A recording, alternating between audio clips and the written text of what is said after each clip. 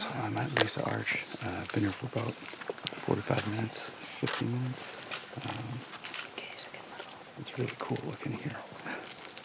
I'm really quiet because it's to be more respectful. But yeah, waiting for the light to light up the underside of the arch. Timeout. How did I know that the arch at Mesa Arch would be lit up from underneath? So I had never been to Canyonlands before, so I had to plan out my trip. And one of the issues with never being in a spot before is that you don't know what to see. So I started doing research on what to see at Canyonlands by actually going to the National Park Service's official website for Canyonlands. And I used that to help figure out, what trails are good, where is a good view or a potentially good view. And in this particular instance, the Mesa Arch Trail is actually considered a short, easy hike that results in a quote popular sunrise photograph. So I generally do that first. I look up the site or any location on an official website, and then I do next searches with All Trails, Flickr, that's a good one, and Google. Pretty simple. And it turns out that the Mesa Arch is actually very famous and very popular, specifically at sunrise when it's lit up from underneath. And I didn't even know this, but Wikipedia says that the underside lit arch photo is actually a Windows 7 default background.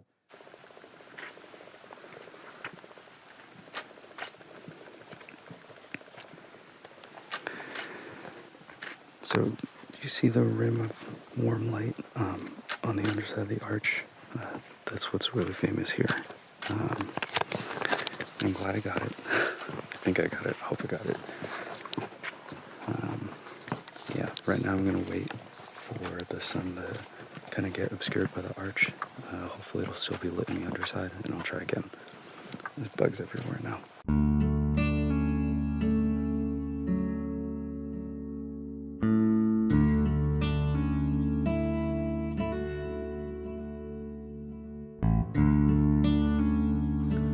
Okay, so it's pretty funny. The rim is not golden anymore. Right after I said the previous thing, I was like, wait, that was stupid. You need to keep shooting.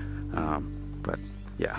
But it's funny now because there's like nobody here anymore. So there used to be just a whole bank of people, bank of photographers, and just shooting the arch. And now that the show's over, it's just like everyone just fouled out. But yeah, going back to the camp. Pack stuff up, move camp, have some breakfast. Talk to you later. Now, how did I pick this particular spot, as in where I set up the tripod and framed everything?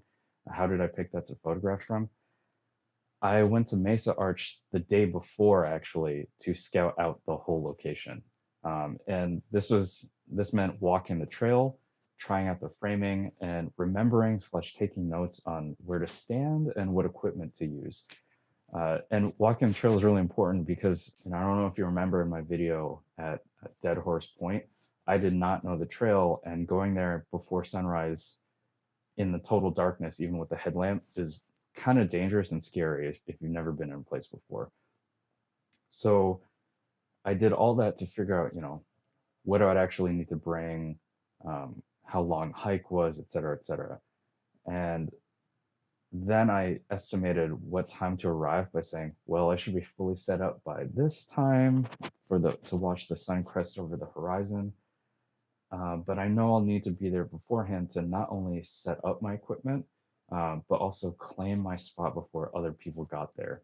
So I actually aimed in this particular instance to get there about 45 minutes to an hour before sunrise, which I think meant that I had to be there at about 5 a.m. Now, doing the image search research before, it's good to use multiple sources because it can tell you, as in all research, use multiple sources. It can tell you things that maybe other people will ignore.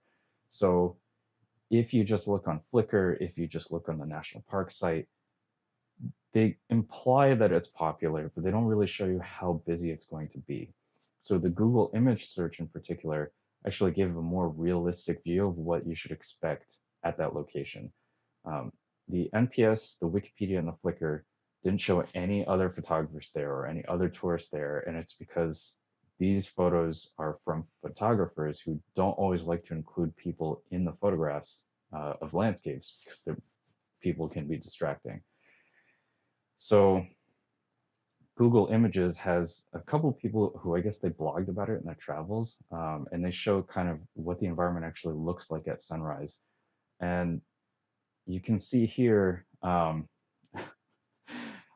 it's pretty popular. Like I'll highlight little sections. You can see tons of photographers there during certain seasons. And I actually particularly want to highlight where people are doing things wrong.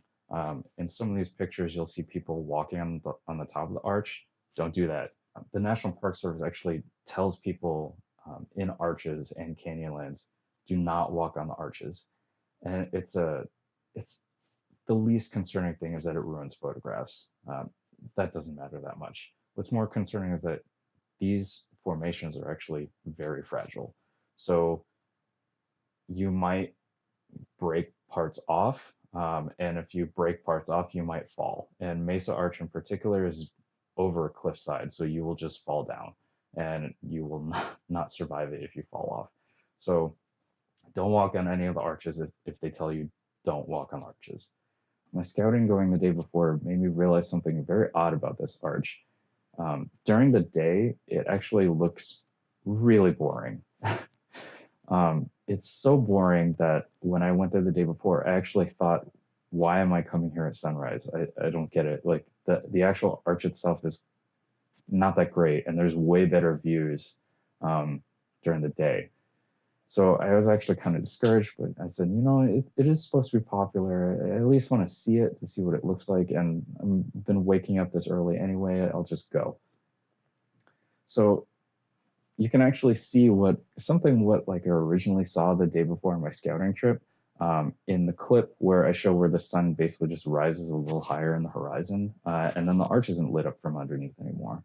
And in hindsight, I really should not have been surprised at how quickly all the photographers left once the sun rose, and how boring the view became because I literally was there like less than 24 hours ago. So I think like I was there at like 3 p.m. in the afternoon, and I was like, wow, this is kind of boring. So yeah, just explaining how to kind of prepare for these shots to get better ones for yourself. It does involve doing homework. It's better to do this before you get to some of these remote locations.